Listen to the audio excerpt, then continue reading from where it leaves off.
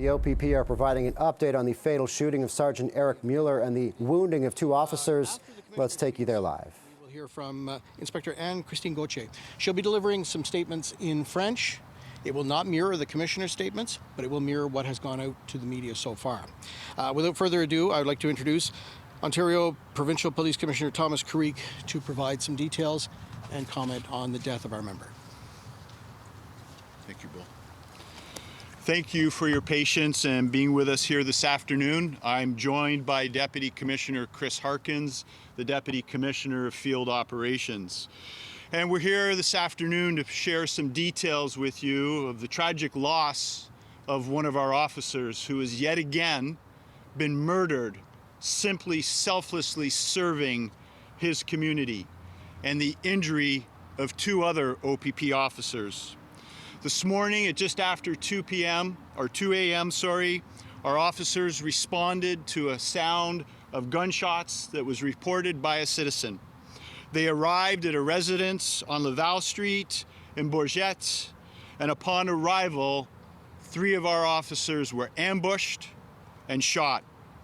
Tragically, 42-year-old Sergeant Eric Mueller was killed, and 2 other veteran OPP officers were injured. One of the officers has been treated and released from hospital and is recovering from home. The other veteran OPP officer remains in hospital undergoing treatment. A 39-year-old male was arrested and was taken into custody without further incident by heroic officers that were responding in aid to their injured colleagues. It was just this Sunday, just days ago, that we attended the Ontario Police Memorial. Since September, Canada has lost 10 officers in the line of duty, 9 of which were murdered.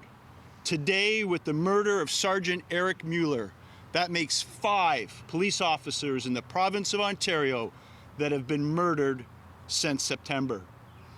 Eric was an exemplary officer, a family man. He started his career with the Ontario Provincial Police 21 years ago as a special constable in our offender transport unit right here in Ottawa. In 2006, he was hired as a provincial constable, and in 2018, in recognition of his exemplary performance, his dedication to duty, his commitment to his colleagues, he was promoted to the rank of sergeant. He's described by his colleagues as a coach, a mentor, someone that everybody looked up to, the glue that held his shift together, the best leader that many people ever had the privilege of working for. And again, today, our hearts are broken as we remember Eric. We stand beside his family, and we focus our attentions on the recovery of the officers who have been physically injured and emotionally impacted. Thank you. I will take questions after we read a press release in French. Inspector? Thank you, Commissioner. La police provinciale de l'Ontario est en deuil suivant le décès d'un agent dans l'exercice de ses fonctions aujourd'hui. Le 11 mai 2023, juste après 2 heures du matin, des agents ont été appelés sur les lieux. Agents were called to the area of an incident to a home on Laval Street in Bourget, where an individual had called in for gunfire. 3 officers arrived, and upon arrival were injured by gunfire.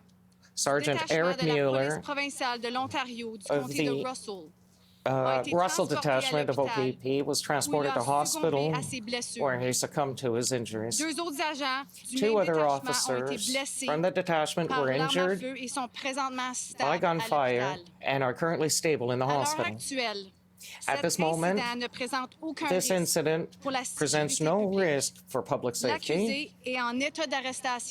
The accused is in custody and poses no risk to the community. The OPP is supporting the family and colleagues of the member as they face this tragedy, and our thoughts and prayers are with them. Les membres de la famille The members of the demandent aux family médias de are asking the respecter media to leur respect vie privée durant their cette période extrêmement privacy difficile. during this extremely difficult time. Thank you, Commissioner. Thank you, Inspector. As you can imagine, even though this happened at 2 o'clock in the morning, we're still early on in the investigation, so there will be a lot of things that we just can't acknowledge or talk about right now. But we will open this to questions. We'll start one question each, maybe a follow-up, and we'll go from there. So might as well start right on the left. Oh, sorry, we'll go here first and then over to you.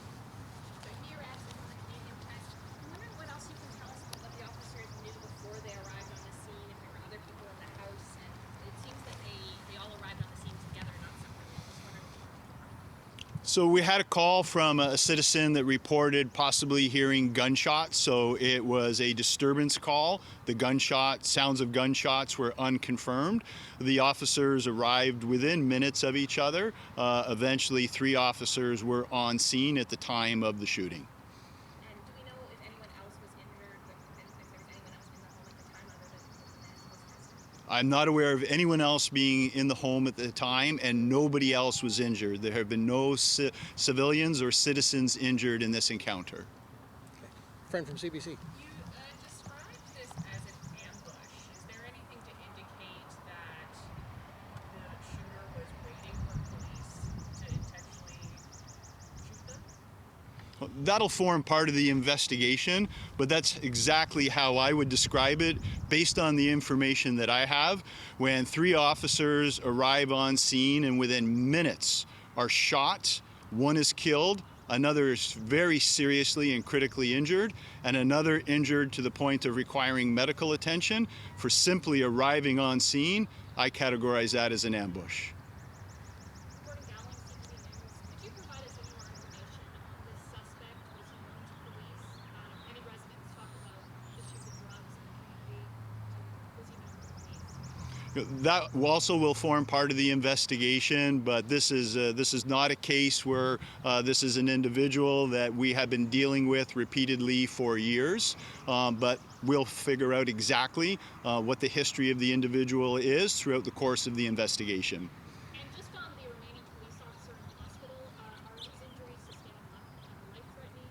What is his health? Serious, he is in stable but critical condition.